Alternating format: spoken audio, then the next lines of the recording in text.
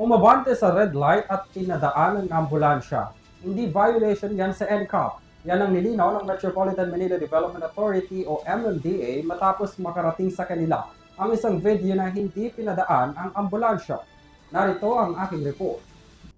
Labas ng paglilinaw ang Metropolitan Manila Development Authority o MMDA kaugnay sa mga agam-agam ng motorista sa No Contact Apprehension Policy o NCAP pagdating sa mga emergency situation. Kaugnay ito sa nakitang video ng MMDA kung saan hindi makadaan ang ambulansya dahil takot umanong masita sa NCAP ang mga sasakyan sa unahan ng linya. Paglilinaw ng ahensya, walang violation sa NCAP ang pag-andar ng sasakyan kahit nakapula pa ang traffic light kung padadaanin naman ang ambulansya. Sabi ng MMDA, hindi may i-issuehan ng citation ticket ang mga sasakyan na nasa ganitong sitwasyon. Nararapat lamang raw na magbigay daan ng mga motorista sa mga emergency vehicles, gaya ng mga ambulansya, fire trucks at iba pa.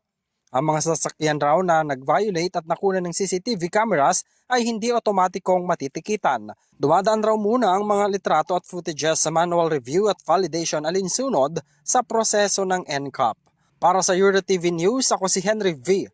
Nicolas, sumasaludo sa bawat Pilipino.